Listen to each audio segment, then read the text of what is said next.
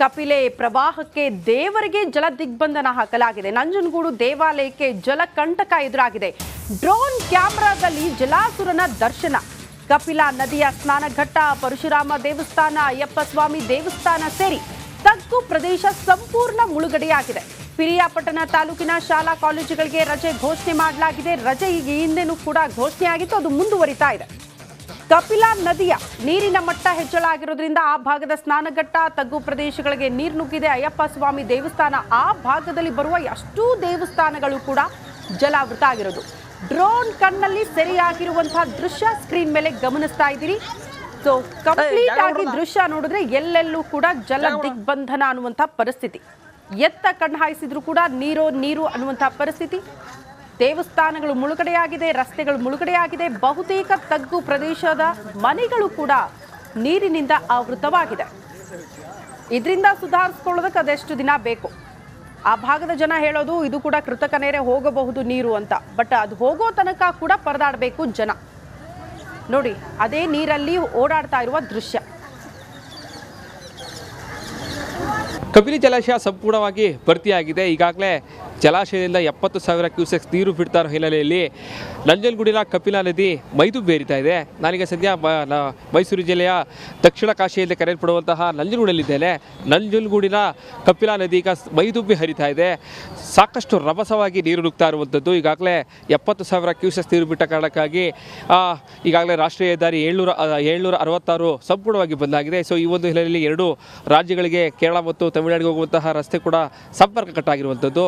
ಜೊತೆಗೆ ನಂಜನಗೂಡಿನ ಏನು ಸ್ನಾನಘಟ್ಟ ಸಂಪೂರ್ಣವಾಗಿ ಮುಳುಗಡೆ ಆಗಿದೆ. ಜೊತೆಗೆ ಈಗಾಗಲೇ ಏನು ನೀರಿಗೆ ಸ್ನಾನ ಮಾಡೋದಕ್ಕೆ ಯಾರು ಇಳಿಬಾರ್ದು ಅಂತೇಳಿ ಈಗಾಗಲೇ ಮುಂಜಾಗ್ರತಾ ಕ್ರಮವಾಗಿ ಸಾಕಷ್ಟು ಬ್ಯಾರಿಕೇಡ್ಗಳನ್ನು ಹಾಕಿ ಈಗಾಗಲೇ ಇಲ್ಲಿಗೆ ಬರುವಂಥವ್ರಿಗೆ ನಿಷೇಧವನ್ನು ಹೇರಲಾಗಿದೆ. ಜೊತೆಗೆ ಏನು ಇಲ್ಲಿ ಹಣ್ಣು ಕಾಯಿ ಮಾರ್ತಾ ಇದ್ದಂತಹ ಅಂಗಡಿಗಳು ಕೂಡ ಸಂಪೂರ್ಣವಾಗಿ ನೀರಿನಿಂದ ಮುಳುಗಡೆ ಆಗಿರುವಂಥದ್ದು. ಇನ್ನು ಪಕ್ಕದಲ್ಲಿರುವಂತಹ ಏನು ಮುಡಿ ಮಾಡುವಂತಹ ಜಾಗ ಕೂಡ ಈಗ ಸಂಪೂರ್ಣವಾಗಿ ನೀರಿನಿಂದ ಮುಳುಗಡೆ ಆಗಿರೋ ಕಾರಣಕ್ಕಾಗಿ ಮುಡಿ ಮಾಡುವಂತಹ ಸ್ಥಳವನ್ನು ಕೂಡ ಬೇರೆಡೆಗೆ ಸ್ಥಳಾಂತರ ಮಾಡಲಾಗಿದೆ. ಜೊತೆಗೆ ಸ್ನಾನಘಟ್ಟದ ಪಕ್ಕದಲ್ಲಿರುವಂತಹ ಅಯ್ಯಪ್ಪ ಸ್ವಾಮಿ ದೇವಾಲಯಕ್ಕೂ ಕೂಡ ಈಗಾಗಲೇ ಜಲ ದಿಗ್ಬಂಧನ ಆಗಿರುವಂಥದ್ದು. ಸಂಪೂರ್ಣವಾಗಿ ಅಯ್ಯಪ್ಪ ಸ್ವಾಮಿ ದೇವಸ್ಥಾನಕ್ಕೆ ನೀರು ನುಗ್ಗಿರೋ ಕಾರಣಕ್ಕಾಗಿ ದೇವಾಲಯ ಕೂಡ ಬಂದ್ ಮಾಡಲಾಗಿದೆ. ಈಗಾಗಲೇ ನಂಜನಗೂಡಿನ ತಗ್ಗು ಪ್ರದೇಶಗಳಲ್ಲಿ ಈಗಾಗಲೇ ಪ್ರವಾಹದ ಭೀತಿ ಎದುರಾಗಿದೆ. ಜೊತೆಗೆ ಈಗಾಗಲೇ 16 ಕಲ್ಲಿನ ಮಂಟಪ ಇರ್ಬೋದು, ಪರಶುರಾಮನ ದೇವಸ್ಥಾನ ಇರ್ಬೋದು, ಎಲ್ಲವೂ ಕೂಡ ನೀರಿನಿಂದ ಸಂಪೂರ್ಣವಾಗಿ ಮುಳುಗಡೆ ಆಗಿರುವಂಥದ್ದು. ನೀವೀಗ ನೋಡ್ತಾ ಇರುವಂತಹ ದೃಶ್ಯ ಇದು ಕಪಿಲಾ ನದಿಯ ನಂಜನಗೂಡು ದೇವಾಲಯ ಮುಂಭಾಗದಲ್ಲಿರುವಂತಹ ಹರಿಯುವಂತಹ ನದಿ. ಇದು ಸಾಕಷ್ಟು ವೇಗವಾಗಿ ಒಂದು ಬೋರ್ಗರದಿಂದ ಈಗಾಗಲೇ ಹರಿದು ಹೋಗ್ತಾ ಇರುವಂಥದ್ದು. ಸುಮಾರು 70,000 ಕ್ಯೂಸೆಕ್ಸ್ ನೀರು ಬಿಟ್ಟರ ಕಾರಣಕ್ಕಾಗಿ ಸಾಕಷ್ಟು ಪ್ರವಾಹದ ಭೀತಿ ಎದುರಾಗಿದೆ.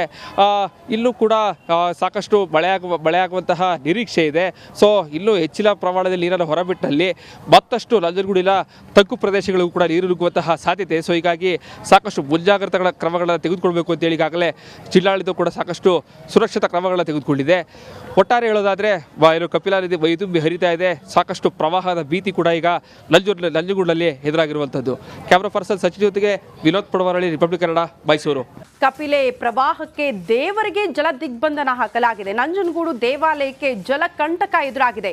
ಡ್ರೋನ್ ಕ್ಯಾಮೆರಾದಲ್ಲಿ ಜಲಾಸುರನ ದರ್ಶನ. ಕಪಿಲಾ ನದಿಯ ಸ್ನಾನಘಟ್ಟ, ಪರಶುರಾಮ ದೇವಸ್ಥಾನ, ಅಯ್ಯಪ್ಪ ಸ್ವಾಮಿ ದೇವಸ್ಥಾನ ಸೇರಿ ತಗ್ಗು ಪ್ರದೇಶ ಸಂಪೂರ್ಣ ಮುಳುಗಡೆಯಾಗಿದೆ. ಪಿರಿಯಾಪಟ್ಟಣ ತಾಲೂಕಿನ ಶಾಲಾ ಕಾಲೇಜುಗಳಿಗೆ ರಜೆ ಘೋಷಣೆ ಮಾಡಲಾಗಿದೆ. ರಜೆ ಈಗ ಹಿಂದೆನೂ ಕೂಡ ಘೋಷಣೆಯಾಗಿತ್ತು, ಅದು ಮುಂದುವರಿತಾ ಇದೆ. ಕಪಿಲಾ ನದಿಯ ನೀರಿನ ಮಟ್ಟ ಹೆಚ್ಚಳ ಆಗಿರೋದ್ರಿಂದ ಆ ಭಾಗದ ಸ್ನಾನಘಟ್ಟ, ತಗ್ಗು ಪ್ರದೇಶಗಳಿಗೆ ನೀರು ನುಗ್ಗಿದೆ. ಅಯ್ಯಪ್ಪ ಸ್ವಾಮಿ ದೇವಸ್ಥಾನ, ಆ ಭಾಗದಲ್ಲಿ ಬರುವ ಅಷ್ಟೂ ದೇವಸ್ಥಾನಗಳು ಕೂಡ ಜಲಾವೃತ ಆಗಿರೋದು. ಡ್ರೋನ್ ಕಣ್ಣಲ್ಲಿ ಸೆರೆಯಾಗಿರುವಂತಹ ದೃಶ್ಯ ಸ್ಕ್ರೀನ್ ಮೇಲೆ ಗಮನಿಸ್ತಾ ಇದ್ದೀರಿ. ಸೊ ಕಂಪ್ಲೀಟ್ ಆಗಿ ದೃಶ್ಯ ನೋಡಿದ್ರೆ ಎಲ್ಲೆಲ್ಲೂ ಕೂಡ ಜಲ ದಿಗ್ಬಂಧನ ಅನ್ನುವಂತಹ ಪರಿಸ್ಥಿತಿ. ಎತ್ತ ಕಣ್ಣು ಹಾಯಿಸಿದ್ರು ಕೂಡ ನೀರು ಅನ್ನುವಂತಹ ಪರಿಸ್ಥಿತಿ. ದೇವಸ್ಥಾನಗಳು ಮುಳುಗಡೆಯಾಗಿದೆ, ರಸ್ತೆಗಳು ಮುಳುಗಡೆಯಾಗಿದೆ. ಬಹುತೇಕ ತಗ್ಗು ಪ್ರದೇಶದ ಮನೆಗಳು ಕೂಡ ನೀರಿನಿಂದ ಆವೃತವಾಗಿದೆ. ಇದರಿಂದ ಸುಧಾರಿಸ್ಕೊಳ್ಳೋದಕ್ಕೆ ಅದೆಷ್ಟು ದಿನ ಬೇಕು? ಆ ಭಾಗದ ಜನ ಹೇಳೋದು ಇದು ಕೂಡ ಕೃತಕ ನೆರೆ, ಹೋಗಬಹುದು ನೀರು ಅಂತ. ಬಟ್ ಅದು ಹೋಗೋ ತನಕ ಕೂಡ ಪರದಾಡಬೇಕು ಜನ. ನೋಡಿ, ಅದೇ ನೀರಲ್ಲಿ ಓಡಾಡ್ತಾ ಇರುವ ದೃಶ್ಯ.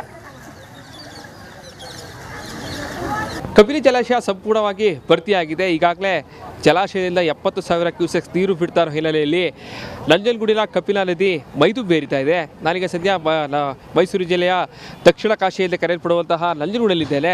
ನಂಜನಗೂಡಿನ ಕಪಿಲಾ ನದಿ ಈಗ ಮೈದುಂಬಿ ಹರಿತಾ ಇದೆ.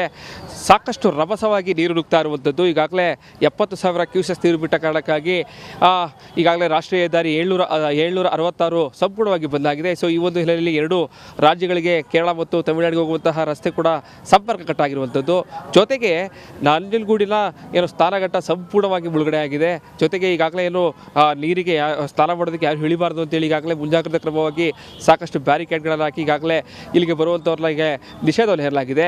ಜೊತೆಗೆ ಇಲ್ಲಿ ಹಣ್ಣು ಕಾಯಿ ಮಾರ್ತಾ ಇದ್ದಂತಹ ಅಂಗಡಿಗಳಿಗೂ ಕೂಡ ಸಂಪೂರ್ಣವಾಗಿ ನೀರಿನಿಂದ ಮುಳುಗಡೆ ಆಗಿರುವಂಥದ್ದು.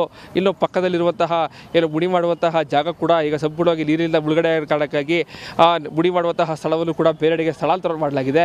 ಜೊತೆಗೆ ಸ್ನಾನಘಟ್ಟದ ಪಕ್ಕದಲ್ಲಿರುವಂತಹ ಅಯ್ಯಪ್ಪ ಸ್ವಾಮಿ ದೇವಾಲಯಕ್ಕೂ ಕೂಡ ಈಗಾಗಲೇ ಜಲದಿಗ್ಬಂಧನಾಗಿರುವಂಥದ್ದು. ಸಂಪೂರ್ಣವಾಗಿ ಅಯ್ಯಪ್ಪ ಸ್ವಾಮಿ ದೇವಸ್ಥಾನಕ್ಕೆ ನೀರು ನುಗ್ಗಿರೋ ಕಾರಣಕ್ಕಾಗಿ ದೇವಾಲಯ ಕೂಡ ಬಂದ್ ಮಾಡಲಾಗಿದೆ. ಈಗಾಗಲೇ ನಂಜನಗೂಡಿನ ತಗ್ಗು ಪ್ರದೇಶಗಳಲ್ಲಿ ಈಗಾಗಲೇ ಪ್ರವಾಹದ ಭೀತಿ ಎದುರಾಗಿದೆ. ಜೊತೆಗೆ ಈಗಾಗಲೇ 16 ಕಲ್ಲಿನ ಮಂಟಪ ಇರ್ಬೋದು, ಪರಶುರಾಮನ ದೇವಸ್ಥಾನ ಇರ್ಬೋದು, ಎಲ್ಲವೂ ಕೂಡ ನೀರಿನಿಂದ ಸಂಪೂರ್ಣವಾಗಿ ಮುಳುಗಡೆ ಆಗಿರುವಂಥದ್ದು. ನೀವೀಗ ನೋಡ್ತಾ ಇರುವಂತಹ ದೃಶ್ಯ ಇದು ಕಪಿಲಾ ನದಿಯ ನಂಜನಗೂಡು ದೇವಾಲಯ ಮುಂಭಾಗದಲ್ಲಿರುವಂತಹ ಹರಿಯುವಂತಹ ನದಿ. ಇದು ಸಾಕಷ್ಟು ವೇಗವಾಗಿ ಒಂದು ಬೋರ್ಗರದಿಂದ ಈಗಾಗಲೇ ಹರಿದು ಹೋಗ್ತಾ ಇರುವಂಥದ್ದು. ಸುಮಾರು 70,000 ಕ್ಯೂಸೆಕ್ಸ್ ನೀರು ಬಿಟ್ಟರ ಕಾರಣಕ್ಕಾಗಿ ಸಾಕಷ್ಟು ಪ್ರವಾಹದ ಭೀತಿ ಎದುರಾಗಿದೆ. ಇಲ್ಲೂ ಕೂಡ ಸಾಕಷ್ಟು ಮಳೆಯಾಗುವಂತಹ ನಿರೀಕ್ಷೆ ಇದೆ. ಸೊ ಇನ್ನೂ ಹೆಚ್ಚಿನ ಪ್ರಮಾಣದಲ್ಲಿ ನೀರನ್ನು ಹೊರಬಿಟ್ಟಲ್ಲಿ ಮತ್ತಷ್ಟು ನಂಜನಗೂಡಿನ ತಗ್ಗು ಪ್ರದೇಶಗಳಿಗೂ ಕೂಡ ನೀರು ನುಗ್ಗುವಂತಹ ಸಾಧ್ಯತೆ. ಸೊ ಹೀಗಾಗಿ ಸಾಕಷ್ಟು ಮುಂಜಾಗ್ರತಾ ಕ್ರಮಗಳನ್ನು ತೆಗೆದುಕೊಳ್ಬೇಕು ಅಂತೇಳಿ ಈಗಾಗಲೇ ಜಿಲ್ಲಾಡಳಿತ ಕೂಡ ಸಾಕಷ್ಟು ಸುರಕ್ಷತಾ ಕ್ರಮಗಳನ್ನು ತೆಗೆದುಕೊಂಡಿದೆ. ಒಟ್ಟಾರೆ ಹೇಳೋದಾದರೆ ಕಪಿಲಾ ನದಿ ಮೈದುಂಬಿ ಹರಿತಾ ಇದೆ. ಸಾಕಷ್ಟು ಪ್ರವಾಹದ ಭೀತಿ ಕೂಡ ಈಗ ನಂಜನಗೂಡಿನಲ್ಲಿ ಎದುರಾಗಿರುವಂಥದ್ದು. ಕ್ಯಾಮ್ರಾ ಪರ್ಸನ್ ಸಚಿನ್ ಜೊತೆಗೆ ವಿನೋದ್ ಪಡವರಳ್ಳಿ, ರಿಪಬ್ಲಿಕ್ ಕನ್ನಡ, ಮೈಸೂರು. ನಮಸ್ಕಾರ, ಕರ್ನಾಟಕ ಪ್ರೈಮ್ ಟೈಮ್ಗೆ ಸ್ವಾಗತ. ನಾನು ಜಯಪ್ರಕಾಶ್ ಶೆಟ್ಟಿ. ಇಡೀ ಕರ್ನಾಡು ಇವತ್ತು ರೆಬೆಲ್ ಆಗಿ ನಿಂತಿದೆ. ಈ ಹಗರಣಗಳನ್ನು ಸದನದಲ್ಲಿ ಪ್ರಸ್ತಾಪ ಮಾಡಲು ಕೂಡ ಕಾಂಗ್ರೆಸ್ ಹಿಂದೇಟು ಹಾಕಿದ್ದೇಕೆ? ನಿಮ್ಗೆ ಸಂಬಳ ಅದಕ್ಕೆ, ನಿಮಗೆ ವಾಹನ ಅದಕ್ಕೆ, ನಿಮಗೆ ವೆಪನ್ ಅದಕ್ಕೆ, ನೀವು ಅದನ್ನು ಸೆರೆ ಹಿಡಿಬೇಕಾಗಿದೆ. ನೀವು ವಿದ್ಯುತ್ ಬರ ಇದೆ ಅಂತ ಹೇಳ್ತಾ ಇದ್ದೀರಿ, ಎಲ್ಲಿ ಬರ ಇದೆ ನೀವು ಹೇಳಬೇಕು. ಪಾಕಿಸ್ತಾನ್ ಆಕ್ಯುಪೈಡ್ ಕಾಶ್ಮೀರ್ ಅದು ಎಂದೆಂದಿಗೂ ನಮ್ಮದು. 40 ಮೆಷಿನ್ಗಳು ತಂದಿತ್ತು ನೋಟ್ ಎಣಿಸುವುದಕ್ಕೆ, ಅದೇ ಹಾಳಾಯಿತು. ಮಥುರಾದ ಗಲಾಟೆ ಇದೆಯಲ್ಲ, ಅದು ಸ್ಥಳೀಯವಾಗಿ ಕೂತು ಪರಿಹರಿಸಬಹುದಾದಂಥ ಕಾನೂನಿದೆ. ಗ್ಯಾರಂಟಿ ಯೋಜನೆಯಿಂದ ನಷ್ಟ ಆಗಿದೆ, ಲಾಭ ಆಗಿದೆ, ದಯವಿಟ್ಟು ಹೇಳಿ. Dawood Ibrahim most wanted criminal ಯಾವಾಗಾದ ಅಂದರೆ ಇಲ್ಲಿ ತನಕ ಭಾರತ ದೇಶದಲ್ಲಿ ಓರ್ವ ದಲಿತ ಪ್ರಧಾನಿಯಾದಂಥ ಇತಿಹಾಸವೇ ಇಲ್ಲ.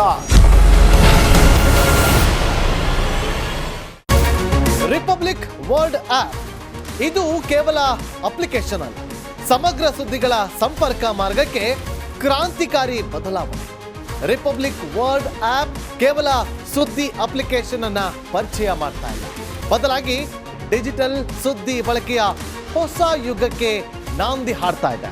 ಇದೊಂದು ಬ್ರೇಕಿಂಗ್ ನ್ಯೂಸ್, ಪ್ರಭಾವಶಾಲಿ ಕಾರ್ಯಕ್ರಮಗಳಿಗೆ ಗಟ್ಟಿಯಾದ ವೇದಿಕೆ. ರಿಪಬ್ಲಿಕ್ ವರ್ಲ್ಡ್ ಅಪ್ಲಿಕೇಶನ್ ಈಗ ಲೈವ್ ಆಗಿದೆ. ಗೂಗಲ್ ಪ್ಲೇ ಸ್ಟೋರ್ ಮತ್ತು ಆಪಲ್ ಆಪ್ ಸ್ಟೋರ್ ಎರಡರಲ್ಲೂ ಲಭ್ಯವಿದೆ. ಈಗಲೇ ಡೌನ್ಲೋಡ್ ಮಾಡಿ.